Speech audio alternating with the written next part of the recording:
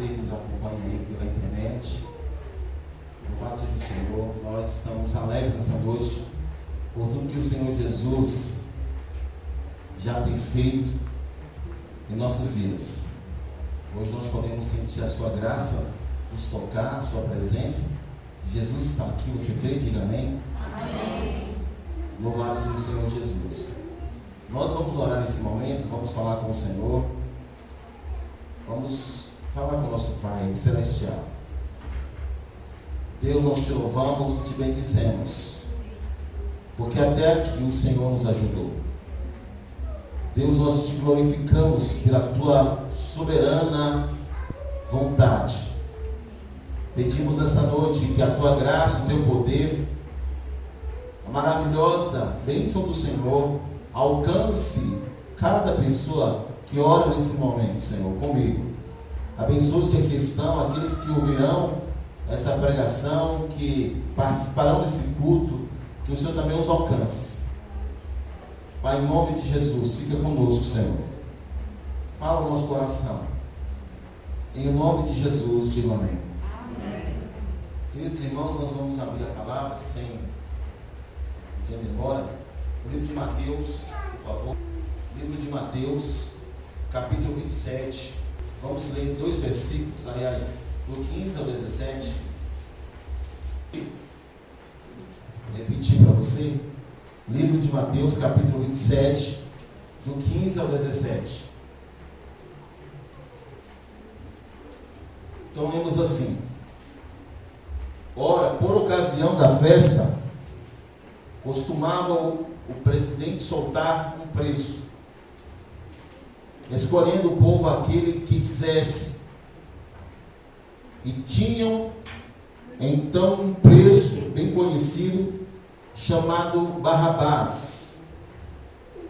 Portanto, estando eles reunidos, disse-lhes Pilatos: Qual queres que vos solte, Barrabás ou Jesus chamado Cristo? Porque sabia que por inveja o haviam entregado. Pode citar, meus queridos irmãos.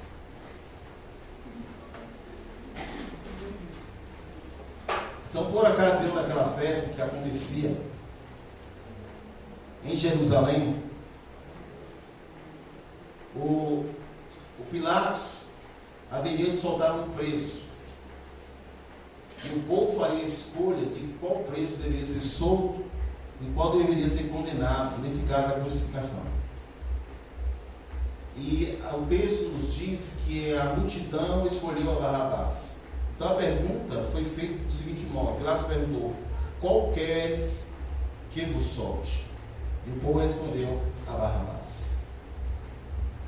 Eu fico pensando, irmãos, que sem dúvida muitos dos que hoje estão ouvindo essa história, que até já leram, seriam parte daquela multidão. Porque Barrabás representa muitas coisas que as pessoas gostam. Barrabás representa muitas coisas que são aceitas. Barrabás representa aquilo que é politicamente correto, socialmente aceito. E essas coisas, por elas serem aceitas, elas facilmente são recepcionadas. Barrabás foi injustamente absolvido daquela condenação que ele deveria cumprir, enquanto que Jesus foi injustamente condenado. E lemos em Isaías capítulo 53 a respeito do sofrimento do Cristo, e lemos do seguinte modo, Isaías 53, vamos ler alguns versículos, do 3 ao 8, diz a palavra do Senhor: Era desprezado e o mais rejeitado entre os homens, homem de dores, e experimentado nos trabalhos, e como um de quem os homens escondem o rosto, era desprezado, e não fizemos dele caso algum. verdadeiramente Ele tomou sobre si as nossas enfermidades e as nossas dores, levou sobre si. E nós o reputávamos por aflito, ferido de Deus e oprimido.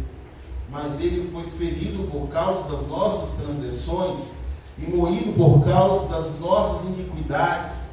O castigo que nos traz a paz estava sobre Ele. E pelas suas pisaduras fomos sarados. Todos nós andávamos desgarrados, como ovelhas, cada um se desviava pelo seu caminho. Mas o Senhor fez cair sobre Ele a iniquidade de nós todos. Ele foi oprimido e afligido, mas não abriu a sua boca. Como um cordeiro foi levado ao matadouro, e como uma ovelha muda perante os seus tosqueadores, assim Ele não abriu a sua boca.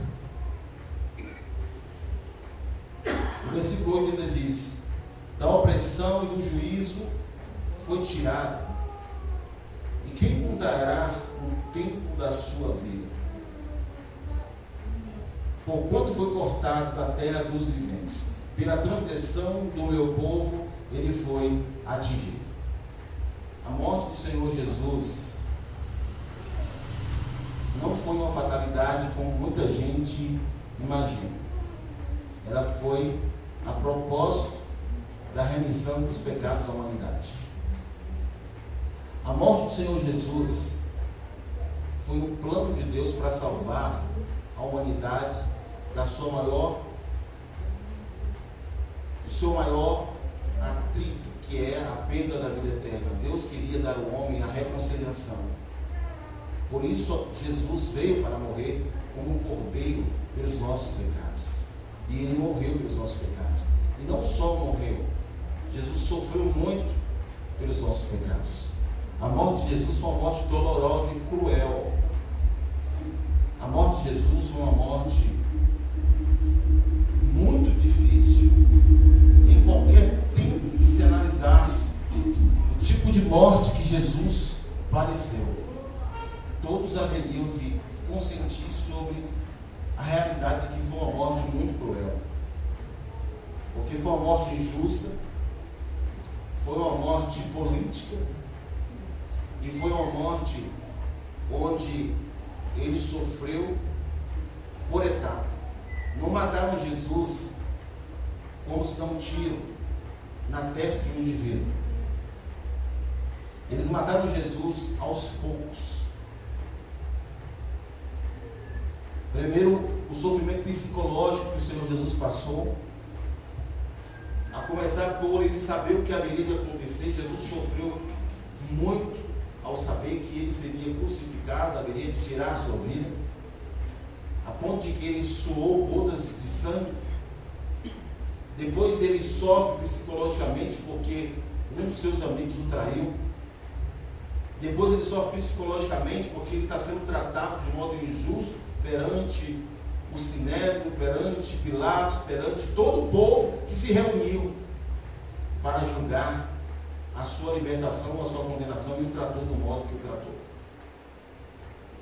Depois Jesus ele sofre porque a sua carne era como a nós. Nós sentimos dor, não sentimos? Ele sentiu muita dor. Bateram em Jesus, cuspiram em Jesus, cravaram a lança na sua costela, furaram os seus tornozelos, furaram os seus pulsos, as suas mãos, furaram a sua testa. As costas de Jesus ficou completamente aberta, porque o chicote que foi usado para dar aquela chicotada de Jesus rasgaram as carnes das costas do Senhor. Foram 40 chibatadas. Eu não sei se você já viu quando um martelo bate em um dedo, por exemplo, que uma bolha de sangue.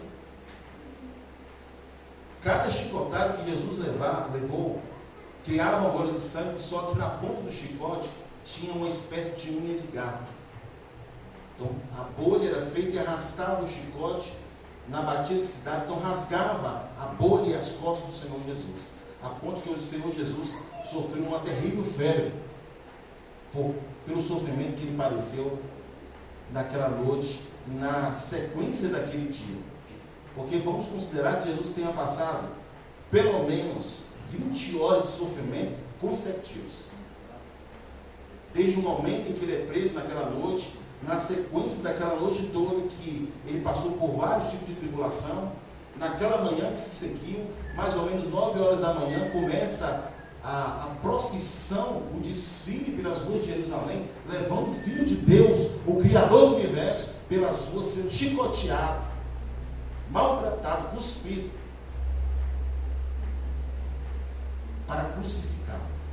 Até que às 3 horas da tarde ele expirou na cruz do Calvário. Foi o último suspiro do Senhor. Como a terra fala da criação, e a terra é uma criação do Senhor, a Bíblia diz que escureceu o sol que brilhava naquela tarde. Houve um terremoto. Eram sinais da natureza de que haviam matado o Filho de Deus vivo. Deixa eu dizer para você, um preço muito alto foi pago para que nós fôssemos livres do poder da morte, do pecado e de Satanás, o nosso maior adversário. Então nós não estamos aqui de graça. A graça é o que nós recebemos, mas um preço foi pago, foi o preço de Jesus que deu o seu sangue por nós. Por isso dizemos que vivemos no tempo da aliança, da nova aliança, que é a aliança do sangue do Senhor Jesus, que morreu pelos nossos pecados. Barrabás viveu para si mesmo. Jesus Cristo morreu pelos outros. Barrabás, mais uma vez, representa a humanidade que é muito egoísta, que vive para si mesmo, que pensa no seu próprio umbigo, cada um vivendo a sua própria vida, e acham que são livres para viver essa vida de pecados. Mas a realidade é que a humanidade sem Deus era como Barrabás, vive uma vida para si mesmo, mas pagará as custas dessa vida exibida no egoísmo, que é consequência da natureza pecaminosa. Mas Jesus morreu por nós. Hebreus 9:9 diz que o seu sangue foi derramado pelos nossos pecados.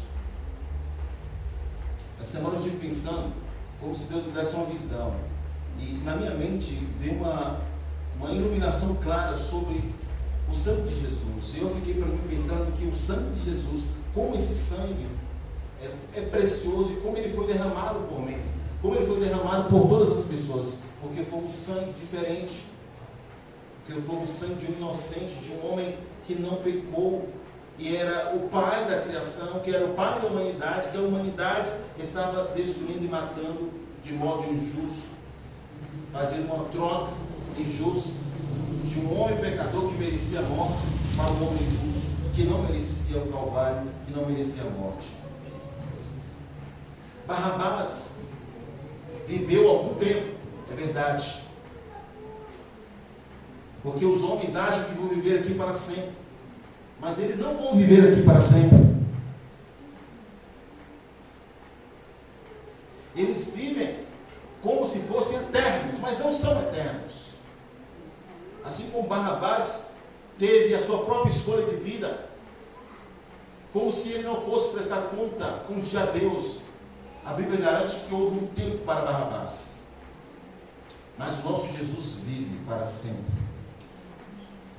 Apesar da escolha que foi feita, o nosso Jesus vive, como está escrito no livro de Apocalipse 1:8, diz assim: eu sou o Alfa e o Ômega, o princípio e o fim, diz o Senhor, que é e que era e que há de vir, o Todo-Poderoso.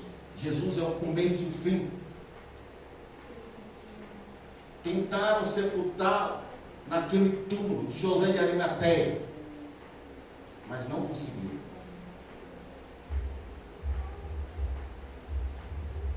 Jesus não ficou plantado naquele túmulo. Os anjos abriram a porta, porque eles são ministros de Deus. A porta era uma pedra imensa. E os anjos tiraram a pedra para que o Senhor Jesus, não que ele não pudesse transpor aquela pedra, mas era o símbolo do poder de Jesus, que os anjos obedecem às suas ordens. E a morte não pôde conter Jesus no túmulo de José de Arimateia, porque o nosso Jesus, ele vive para sempre. Amém? Amém. Barrabás rapidamente desapareceu. Ele desapareceu de onde passou? Da cena. Em um momento o povo gritou: Barrabás, Barrabás, Barrabás, solte a Barrabás.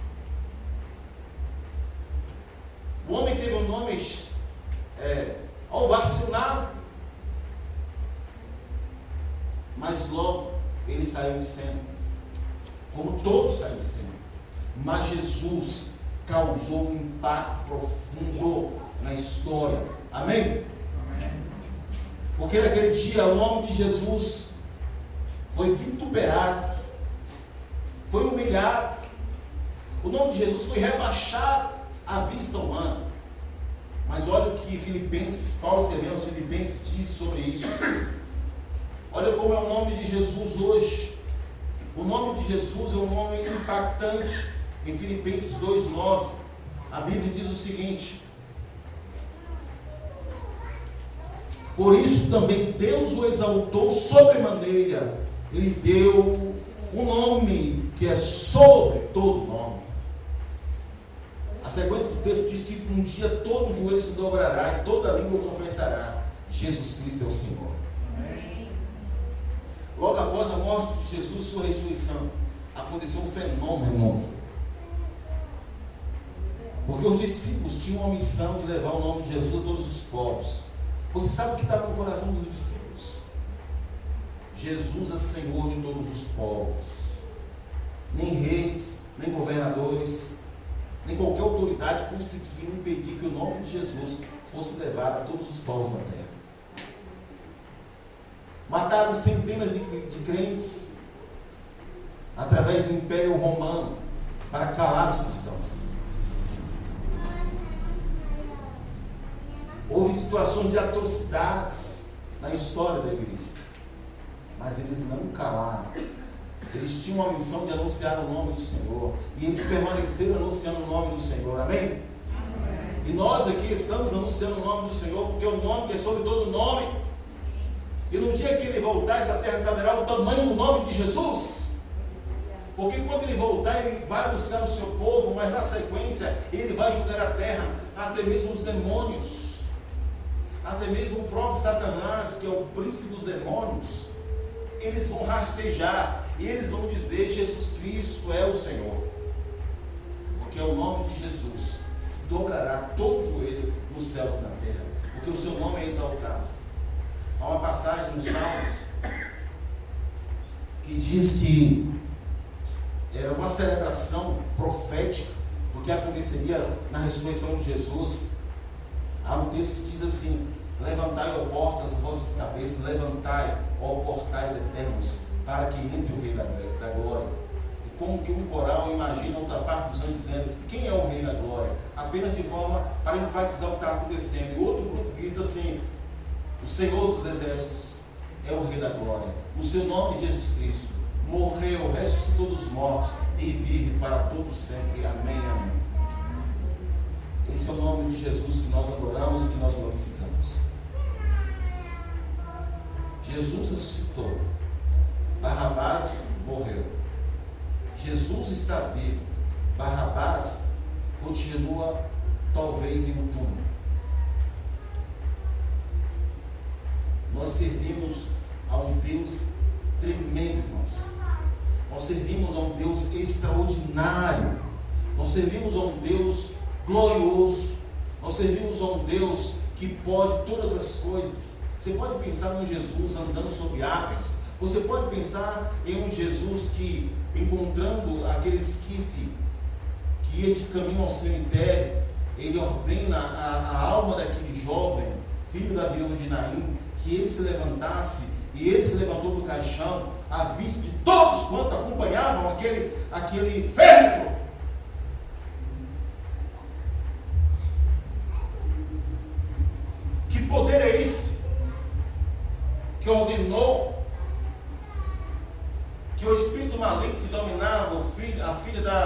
daquela mulher fenícia, que veio a ele e implorou que até os cachorrinhos comiam das migalhas que caem na mesa dos seus donos. É verdade.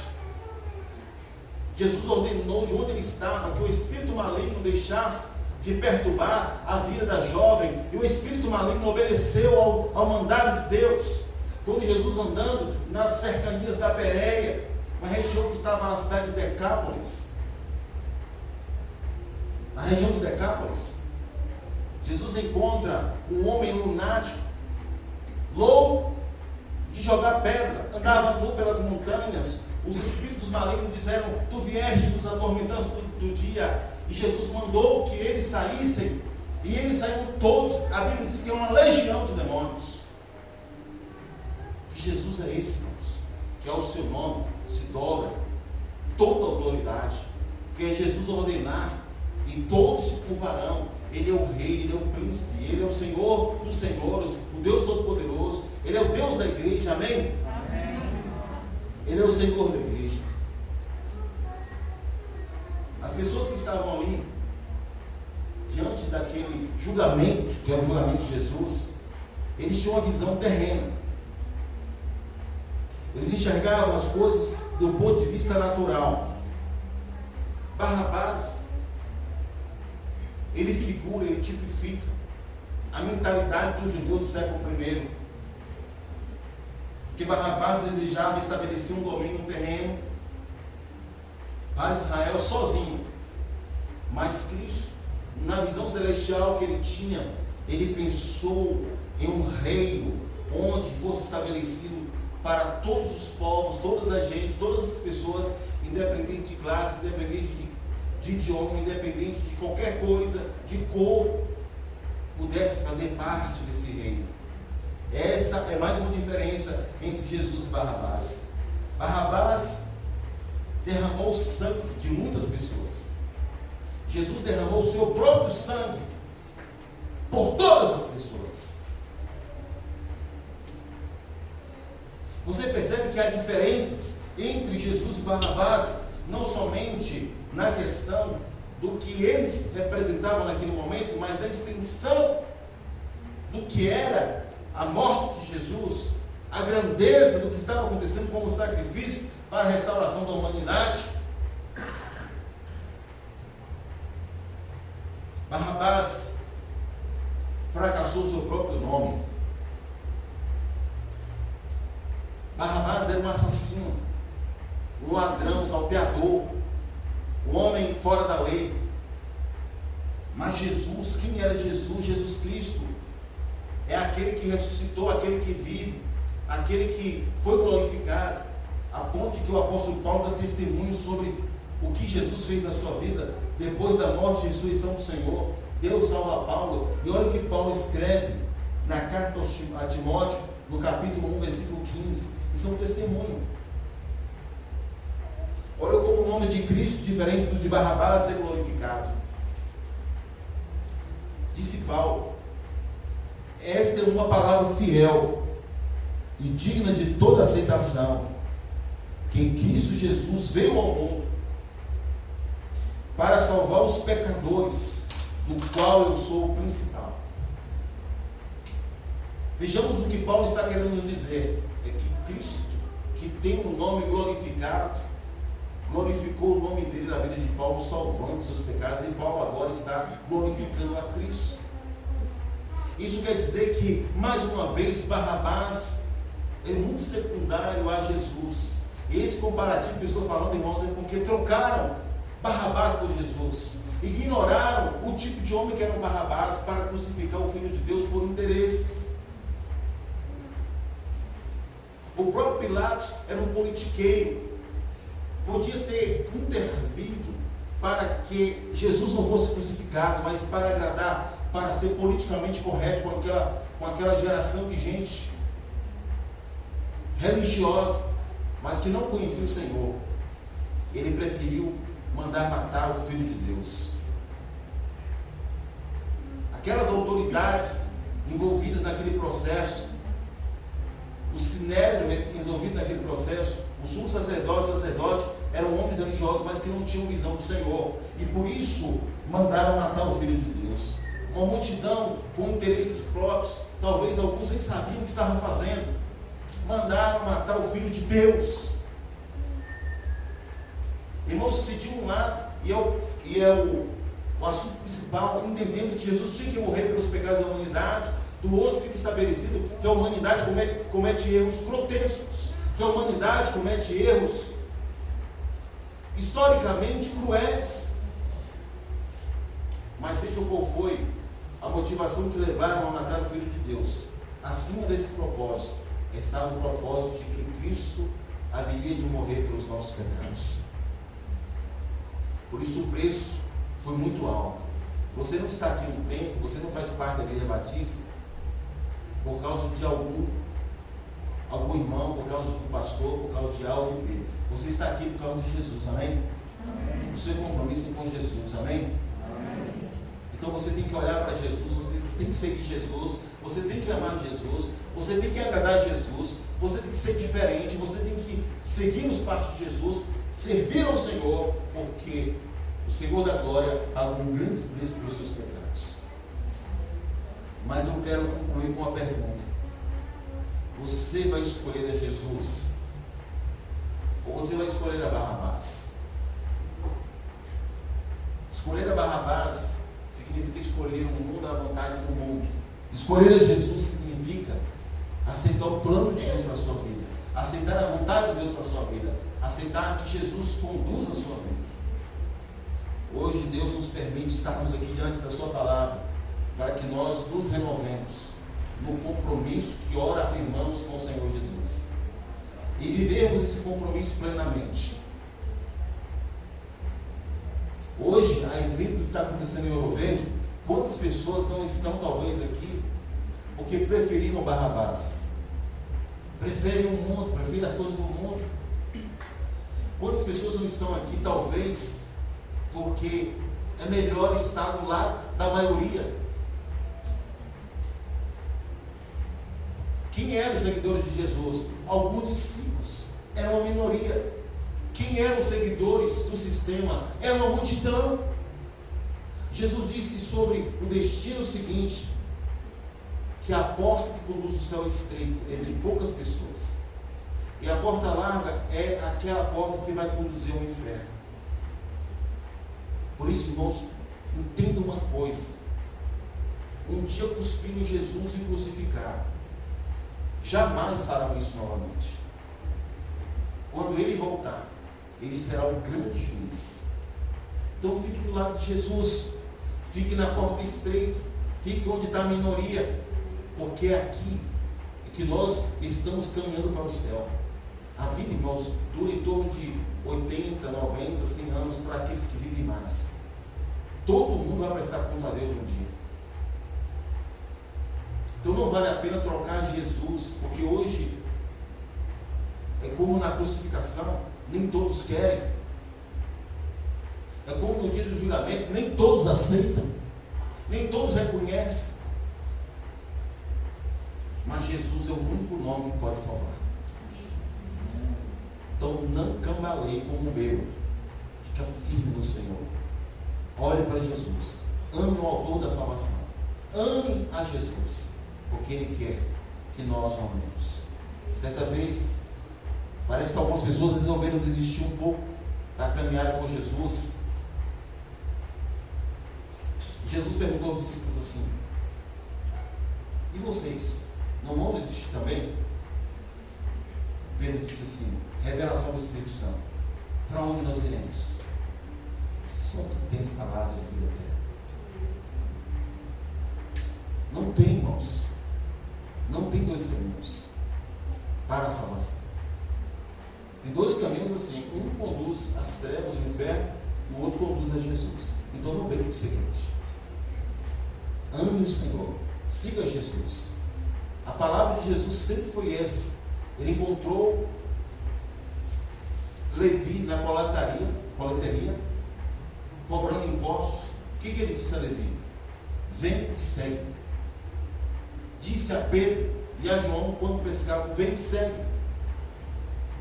Farei de vocês pescadores de homens. Então, seguir Jesus é uma obediência, uma submissão e um reconhecimento de que só Ele é o Salvador, que só Ele é o Senhor. Nós vivemos um tempo onde as pessoas querem muito, o mundo, irmãos, cada dia mais colorido. E todos os dias eu digo aos irmãos, nós seríamos desafiados em escolher entre Jesus e Barrabás. Qual será a sua escolha amanhã? Porque hoje você está aqui, mas amanhã qual será a sua escolha? Que Deus tenha misericórdia de nós, nos ajude a trilharmos esse caminho de luz e esperarmos aquele grande dia em que encontraremos o Senhor da glória, o Deus Todo-Poderoso. Desfrutarmos das coisas que só Ele tem para nos oferecer. Paulo diz: os olhos não viram, meus ouvidos ouviram aquilo que Deus tem preparado para aqueles que o amam. Fica firme, meu irmão. Olha para Jesus. Olha para Ele, tá? Olha para Ele.